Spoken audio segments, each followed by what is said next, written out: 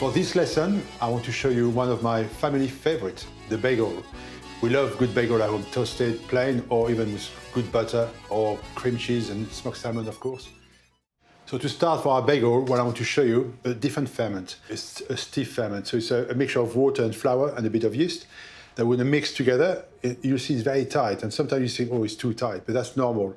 What I want is when it's fermenting overnight, you'll see this, it's going to change in structure. It becomes like a sponge, really.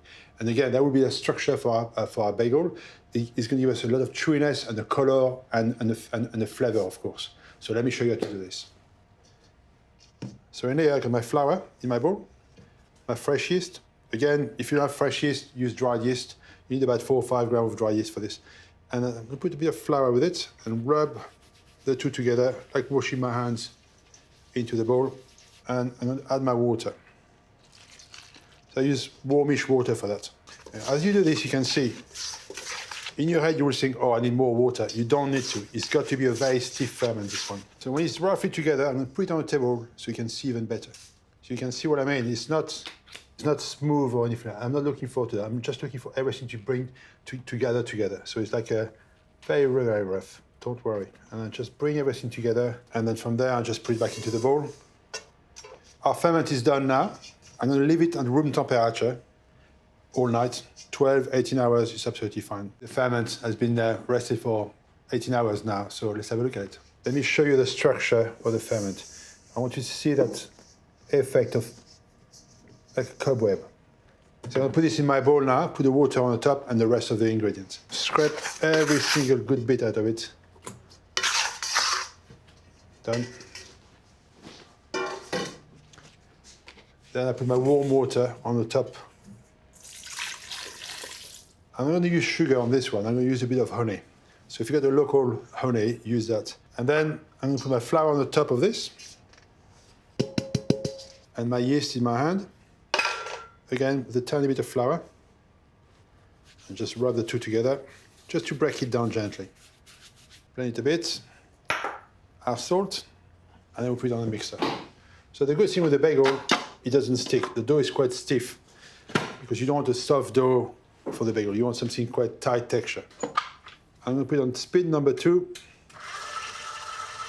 to blend everything together.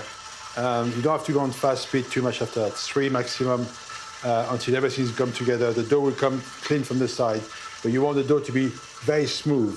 I'll show you that when it's done. So we're going to put 3 or 4 minutes on slow speed, and then we go on the number 3 speed after that. Yes. It doesn't stick at all, so it's quite easy to work with. But still, I can't just put my dough to rest like that. I need to shape it a little bit to give some strength and a nice smooth top on top. So I'm just going to tuck the dough onto itself a few times. You can see the texture of the dough. It's very elastic. It's beautiful. I just roll it on my finger, like tuck it all in. So now that's got to rest for a good hour, an hour and a half. So the dough is ready now. It's moved a lot. I can feel it just under the cloth. Really, really spongy, really, really nice and big. So we need to divide that dough now into 10 pieces, about 120 grams each. So to divide that dough, what I'm going to do is to get it shaped a little bit. So press it down gently there, and then I'm just going to fold it like so, and one more time in here. And cut good strip, about 120 grams each. 2, 4, 6, 8, 10. Perfect. Right number. So the way I shape my bagel, it's pretty simple. You got your dough there. What I'm trying to do is just to press it down gently and fold it in once like that. Press onto the middle and fold it forward again, just like that. And then press it down again and repeat again. So seal the two edges together. That's it. And then roll the bagel nice and even. So you can see you got a nice spine in here. And what we're going to do is to join those two together. Press it down, like so. And put your hand through the loop onto that little fold. And just roll it gently to seal it properly. You should see your seam coming up in here, so turn it upside down so your top is nice in here. So that's my last bagel now, onto the tray. So part of the making the bagels, you'll see is my favorite part, is dipping the dough into the boiling water, or very hot water.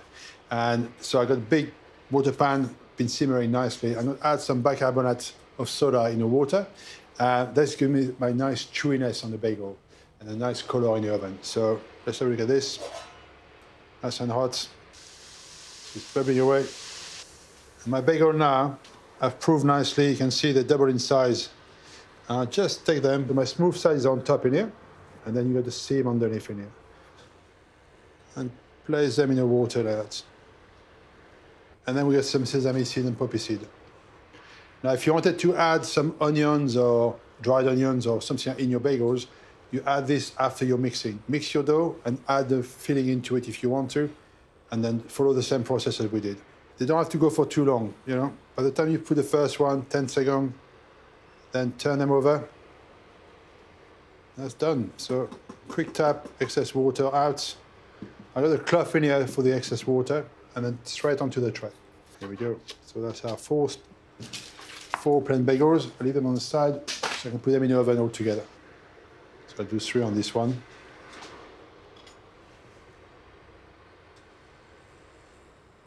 So this one, I'm going to put some sesame seed. So make sure you don't have too much water, and then tip it down, smooth side down onto the seed. You can see my seam there underneath. And just give it a good push. There we go. So this is our sesame seed one. So well covered, and the sesame stick really well to that. So now I'm going to do some poppy seed.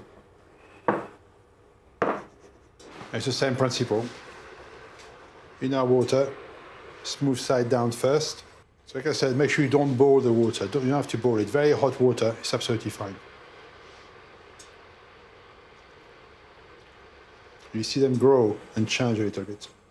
That's good. So that's very important when you shape them, your top, your bottom. As you go through the process, you always know what the top of your bagel will be. Otherwise, if you don't take care of that, as you do it, you end up with a spine on the top and they got crack open everywhere. So it's good discipline to understand a bit more about your spine and your top on this. So this one is ready. Tip onto the seeds. Push it down.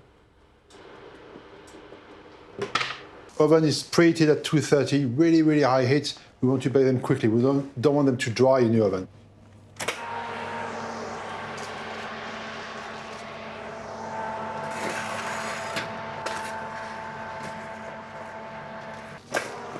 Whee!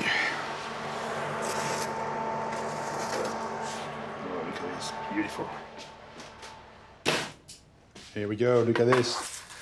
A little bagel, beautiful. So just out of the oven, they've been 8 minutes in the oven, 10 minutes, depending on your oven, so keep an eye on them. Look at the color. You want them to be also a little brown underneath, just like that, but not dark. So when they just come out of the oven, you'll find them, they're still a bit, kind of a crust, but they're a bit hard. And that's normal, it will soften. So this one came out 2 or 3 minutes earlier, the plain one, and they just soften. So the typical nice chewiness, you can feel it inside the bun. Really, really good. So you bake them nice and light so you can toast them again and just freeze them. They freeze fantastically well. So if you want to freeze them, the best thing to do is cool them down really, really well. When they cool down, you can put them in a bag, plastic bag, and in your freezer. So you got bagel for any time you want. But the best part is trying them. So let me have a little bite, if you don't mind. Look at this. Oh, it smells delicious. Love them. So chewy. Beautiful. So here we go, your bagels.